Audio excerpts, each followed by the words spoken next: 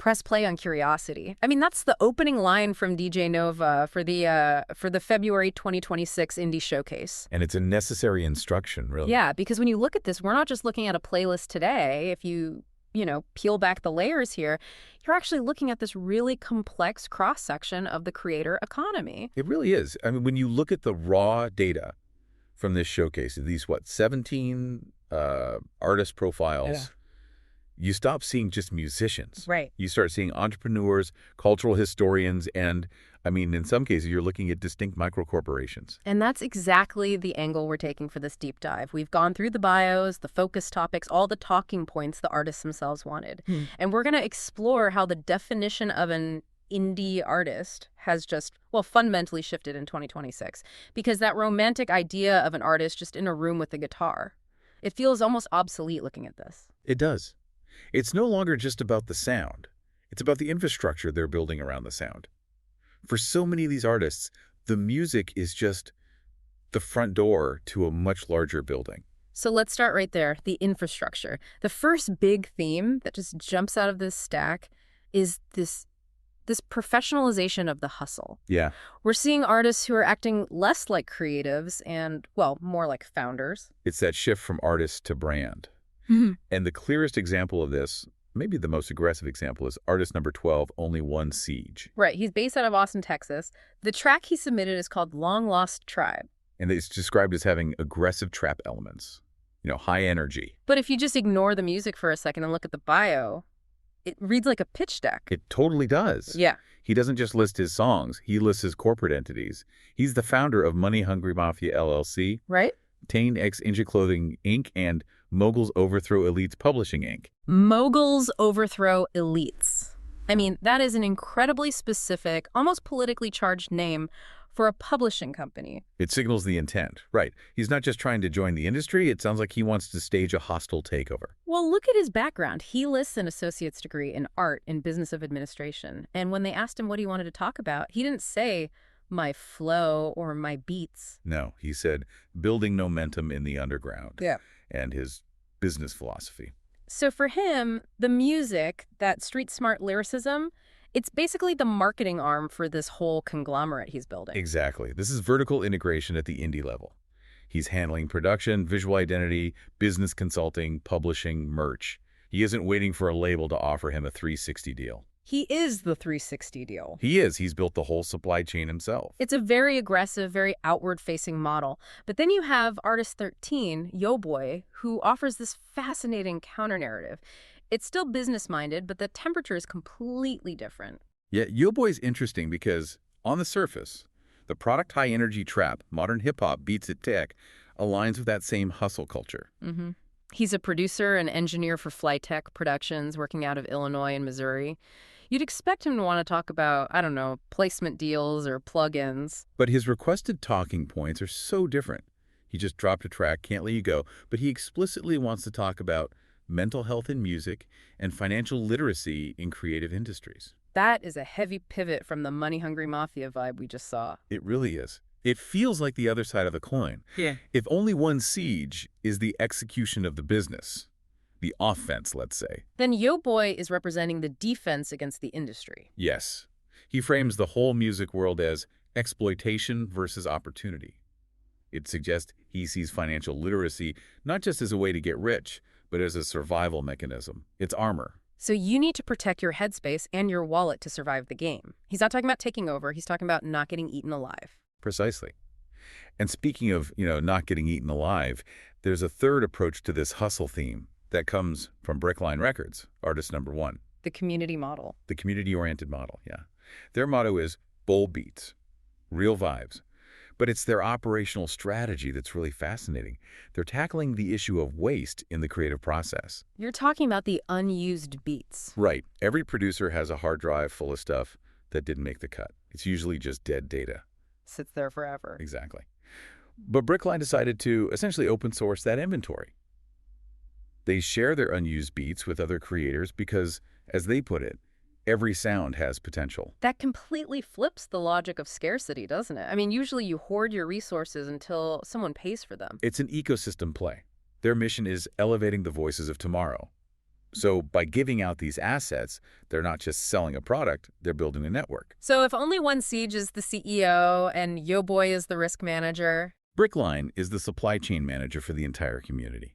They're betting that if they feed the ecosystem feeds them back. It's a whole economy in just 3 profiles.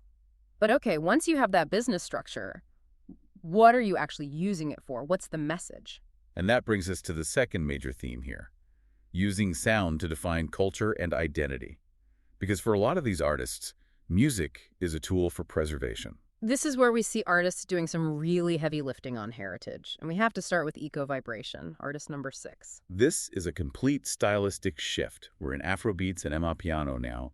But the intent here feels almost academic. It's not just Cardi music. The phrase that stood out to me was the goal to portray the Lagos of our dreams. Of our dreams, yeah. That phrasing suggests something really specific. It's not the Lagos of reality necessarily, but an idealized version. It's aspirational geography. Ekovibration has this 5-point track description that reads like a manifesto. Point 1 is embracing roots. Point 3 is safe spaces. And point 2 is blend and innovate.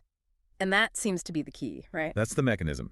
They talk about fusing culture with modern trends, like digital art and fashion.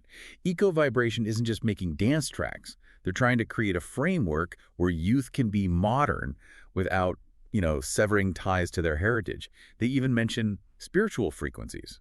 It's music as a bridge. Okay, but if ekovibration is painting this dream of Lagos, then artist number 14, Roots Lane, is documenting a much harder reality. The contrast is so stark.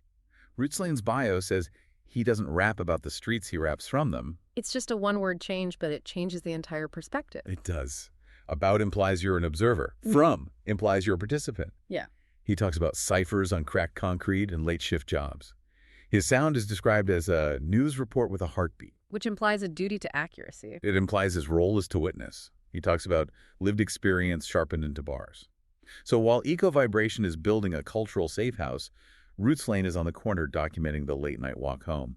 It's boom bap used as journalism. So we have preservation of the past, documentation of the present, and then we have para-nml, artist number 5, who seems totally focused on the future. Para-nml represents the evolution of identity. The genre blend here is wild. Nu metal fused with grime. I mean, that's 2 very intense, very distinct genres colliding. That's a choice. It is, and the bio calls them nu metal's next generation fire starter.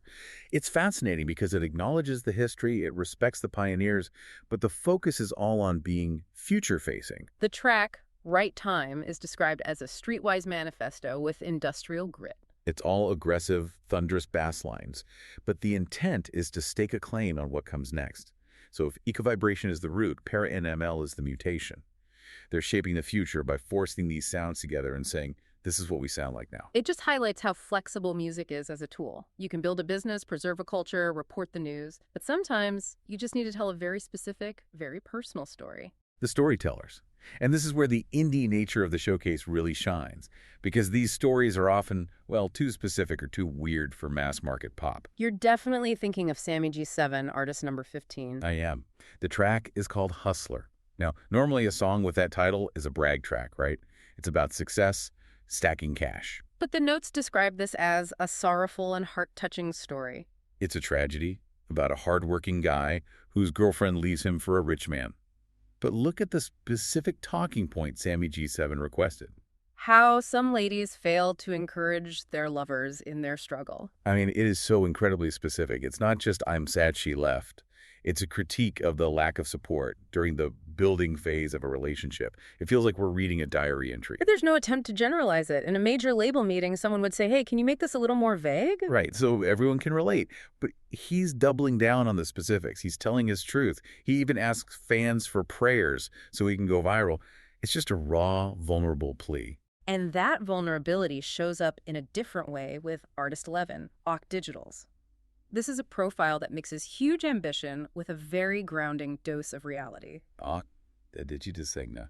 Yeah, this artist is doing everything. Digital creation, beat production, a fashion line called ahkdigitalz. The ambition is massive. It's a multimedia takeover. But then you hit the sentence about why an event didn't happen, the boots on the ground 2 step dance challenge. And the bio just bluntly states, That tragically didn't happen due to transportation issues. Transportation issues. I mean, it just stops you in your tracks. You have this global vision, this digital empire, and it's all halted because of a lack of a ride.